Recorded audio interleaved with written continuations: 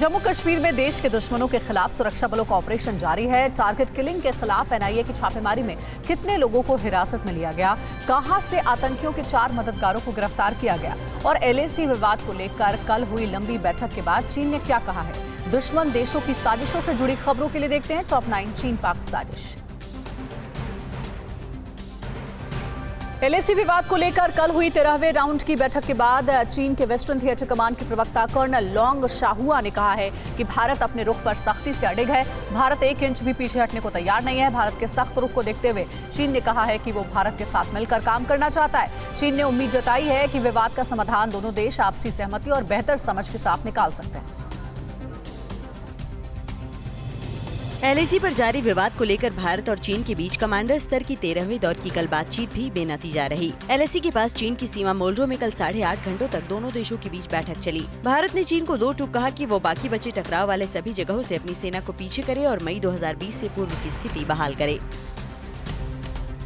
भारत और चीन के बीच अगर टकराव के हालात बने रहे तो उत्तराखंड के पिथौरागढ़ में सर्दियों में भी 13,000 फीट की ऊंचाई पर दोनों देशों की सेनाएं आमने सामने होंगी। यहाँ आईटीबीपी के जवानों की तरह भारतीय सेना भी चीन से लगी सीमा पर सालों भर तैनात रहेगी। अब तक 136 किलोमीटर लंबी सीमा से सर्दियों में सेना के जवान नीचे 9,000 फीट की ऊंचाई तक शिफ्ट हो जाया करते थे।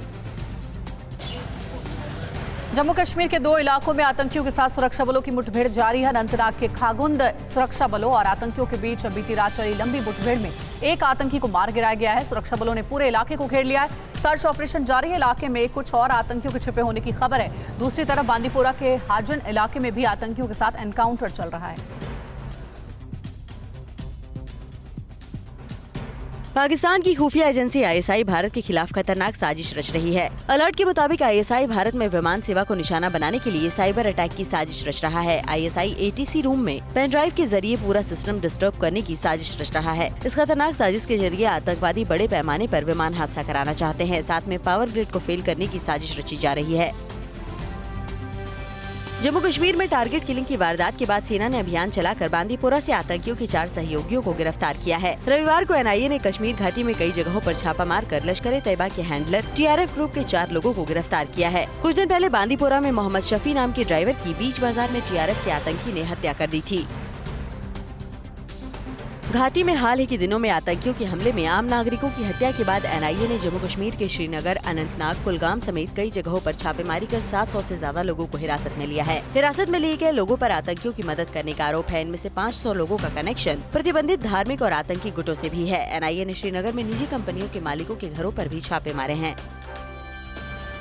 पाकिस्तान के पंजाब प्रांत के सादिकाबाद में कल कुछ बंदूकधारी लुटेरों ने एक पेट्रोल पंप पर अंधाधुंध फायरिंग कर दी। इस फायरिंग में 9 लोगों की मौत हो गई। चश्मदीदों के मुताबिक पेट्रोल पंप पर लूटपाट करने आए बंदूकधारी अपराधियों ने अचानक फायरिंग शुरू कर दी। इस दौरान वहां अफरा तफरी मच गई। हालांकि पेट्रोल पंप से कितनी की लूटपाट हुई इसका पता नहीं चला है।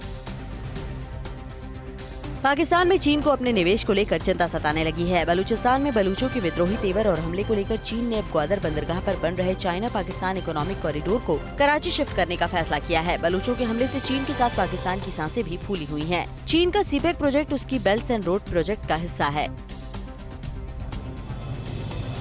परवाह देश की, सोमवार से शुक्रवार रात 10 बजे TV9 भारतवर्ष पर।